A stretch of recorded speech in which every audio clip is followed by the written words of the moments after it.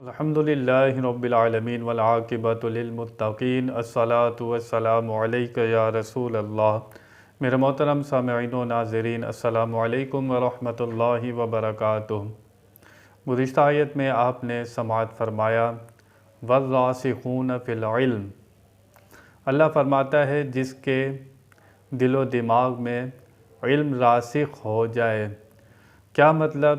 جو علم پڑھا ہے اس پر عمل بھی کرے، وہ علم اس کے لیے نور ہو، روشنی ہو، وہ علم اس کے لیے ہدایت بن جائے، اس علم کے ساتھ اللہ کا فضل ہو اور بندے میں عاجزی، انکساری ہونا شروع ہو جائے اور غرور اور تکبر یہ اس سے نکلتا جائے، تو وہ اس کا علم اس کے لیے راسخ ہو رہا ہے۔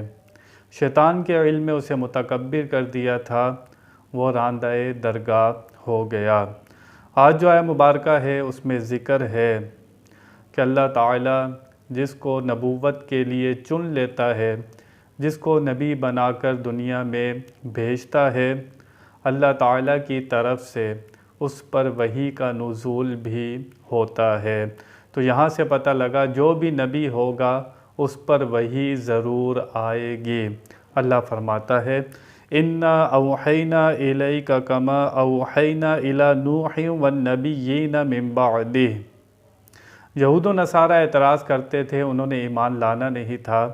وہ کہتے تھے اگر قرآن پاک ایک دم نازل ہو جاتا، قرآن پاک 23 سال کے عرصے میں نازل ہوا، وہ کہتے تھے ایک دم نازل ہوتا تو ہم ایمان لے آتے۔ اللہ نے ذکر فرمایا کہ پہلے صحیفے، کتابیں ایک دم نازل نہیں ہوئی، کچھ کتابیں تھیں جو جیسی ضرورت تھی ویسے احکام آتے رہے۔ یہ تمہارے بہانے ہیں، ہیلے بہانے ہیں۔ جن نبیوں کو تم ماننے کا دعویٰ کرتے ہو ان پر بھی کتابیں ایک ساتھ نہیں آئیں۔ اللہ فرماتا ہے ہم نے وحی بھیجی آپ کی طرف، نبی کریم صلی اللہ تعالیٰ علیہ وسلم کی طرف بھی وحی آئی، جیسے ہم نے وحی بھیجی نوح علیہ السلام کی طرف اور پیغمبروں کی طرف۔ اللہ فرماتا ہے وَأَوْحَيْنَا إِلَىٰ إِبْرَاهِيمَ وَإِسْمَاعِيلَ وَإِسْحَاقَ وَيَعْقُوبَ وَالْأَسْبَاطِ وَعِيسَىٰ وَأَيُّوبَ وَيُونُسَ وَهَارُونَ وَسُلَيْمَانَ وَآتَيْنَا دَاوُودَ زَبُورًا۔ اس کے بعد اور ہم نے وحی بھیجی حضرت ابراہیم علیہ السلام کی طرف اور اسماعیل اور اسحاق اور یعقوب اور ان کے بیٹوں اور عیسیٰ اور ایوب اور یونس اور ہارون اور سلیمان کی طرف، اور ہم نے عطا فرمائی داؤد علیہ السلام کو زبور۔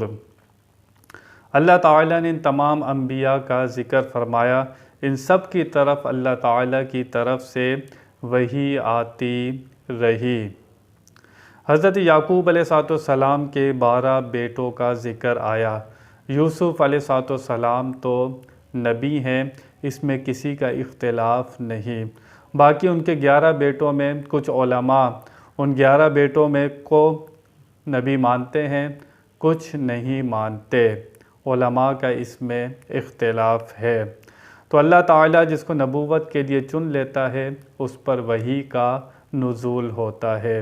نبوت کے جھوٹے دعوے کرنے والے اتنے لوگوں نے دعویٰ کیا لیکن ان پر وحی کا نزول نہیں تھا، وہ جھوٹے تھے، اور ان کے جو جھوٹ تھا وہ سب لوگوں کے سامنے ثابت ہو گیا۔ تو یہود و نصارہ اعتراض کرتے ہیں کہ اگر کتاب ایک دم نازل ہو جاتی تو ہم ایمان لے آتے، یہ جھوٹے ہیں، یہ ان کے ڈرامے ہیں۔ اللہ تعالیٰ نے بتا دیا کہ وحی سب نبیوں کی طرف آئی، کتاب کچھ کو کتاب ملی، 4 نبیوں کو کتاب ملی، کچھ کو صحیفے نازل ہوئے، تو کسی پر ایک دم کتاب کا نزول ہوا جیسے موسیٰ علیہ السلام پر، اور کسی پر ایک دم کتاب کا نزول نہیں ہوا، آہستہ آہستہ احکام آتے رہے۔ اللہ تعالی ہمیں سمجھنے کی توفیق عطا فرمائے۔ وَمَا عَلَيْنَا إِلَّا الْبَلَاغُ الْمُبِينُ۔